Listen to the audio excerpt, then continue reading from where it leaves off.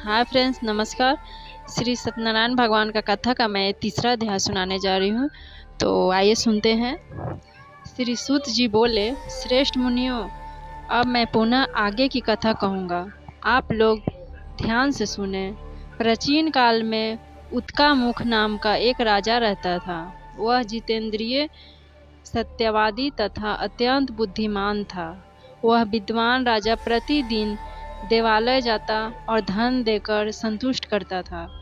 कमल के समान मुख वाली उसकी शील, विनय एवं सौंदर्य आदि गुणों से संपन्न तथा पतिपरायणा थी। राजा एक दिन अपनी धर्मपत्नी के साथ भद्रशिला नदी के तट पर श्री सत्यनारायण का व्रत रखा था।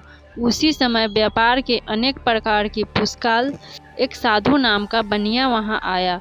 भद्रशिला नदी के तट पर नाव को स्थापित कर वह राजा के समीप गया और राजा को उस व्रत में दीक्षित देखकर विनयपूर्वक पूछने लगा। साधु ने कहा, राजन, आप भक्ति युक्त चित्त से यह क्या कर रहे हैं? कृपया वह सब बताइए, इस समय मैं सुनना चाहता हूँ। राजा बोले, हे साधु, पुत्र आदि की प्राप्ति की कामना से अपने बंधु बांधवों के साथ मैं अतुल तेज संपन्न भगवान विष्णु का एवं पूजन कर रहा हूँ। राजा की बात सुनकर साधु ने आश्चर्यपूर्वक कहा, राजन, इस विषय में आप मुझे सब कुछ विस्तार से बतलाइए। आपके कथा अनुसार मैं व्रत एवं पूजन करूँगा। मुझे भी संतति नहीं है, इससे मैं अवश्य ही संतति प्राप्त होगी। ऐसा विचार कर वह व्यापार से निवृत्त होकर आनंद पूर्वक अपने घर आया। उसने अपनी भार्या से संतति प्रदान करने वाले इस सत्य व्रत को विस्तार पूर्वक बताया तथा जब मुझे संतति प्राप्त होगी तब मैं इस व्रत को करूँगा। इस प्रकार उस साधु ने अपनी भार्या लीलावती से कहा। एक दिन उसकी लीलावती नाम की सती साध्वी मार्या पति के साथ आनंद चित्त से ऋतुकालीन धर्मचरण में प्रवृत्त हुई और भगवान सत्यनारायण की कृपा से उसकी वह भार्या भर्गिनी हुई। 10वें महीने में उससे कन्या रत्न की उत्पत्ति हुई और वह सुख बनिया काल की प्रेरणा से व्यापार करने के लिए समुद्र के समीप रत्नासापुर नामक सुंदर नगर में गया और अपने श्री संपन्न दामाद के साथ वहां व्यापार करने लगा। उसके बाद वे दोनों राजा चंद्रकेतु के रमणीय उस नगर में गए। उसी समय भगवान श्री सत्यनारायण ने उसे भ्रष्ट प्रतिज्ञा देखकर इसे दारुण, कठिन और महान दुख प्राप्त होगा यह शाप दे दिया। एक दिन एक चोर राजा चंद्रकेतु के धन को चुरा कर वहीं आया जहां दोनों बनिक स्थित थे। वह अपने पीछे दौड़ते हुए दूतों के देखकर भयभीत से धन वहीं छोड़कर शीघ्र ही छिप गए। इसके बाद राजा के दूत वहां आ गए जहां वह साधु बनिक था।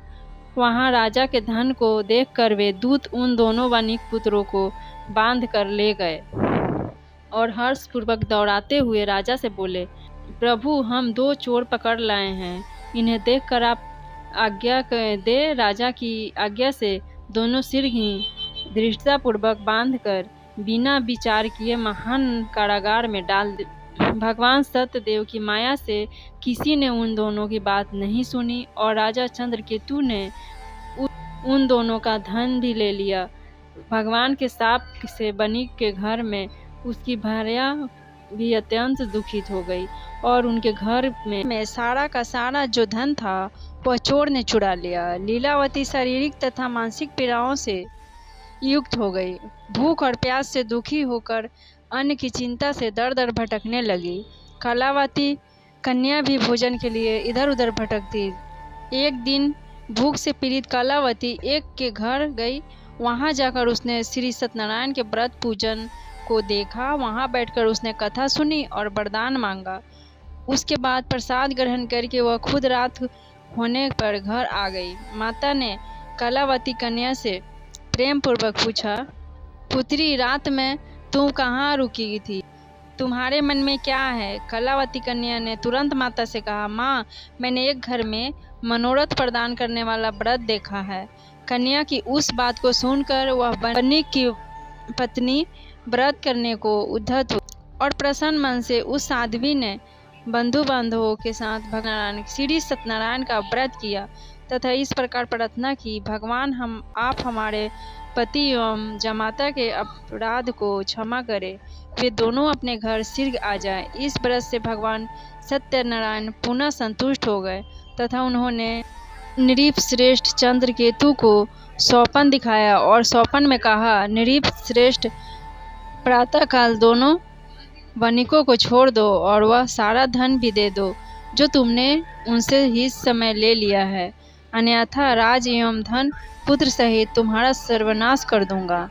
राजा से स्वप्न में ऐसा कहकर भगवान सत्यनारायण अंतर्ध्यान हो गए। इसके बाद प्रातःकाल राजा ने अपनी मंत्री को भेजकर उस कारागार से वो दोनों आदमी को बुलाया और उसको धन दौलत और कपड़ा पैसा वैसा सब देकर उसको इज्जत पूर्वक उसको घर भेज दिया। ये वीडियो अच्छी लगी तो लाइक शेयर सब्सक्राइब ज़रूर कीजिएगा और चौथा अध्याय मैं नेक्स्ट वीडियो में लेकर आऊँगी। Thank you.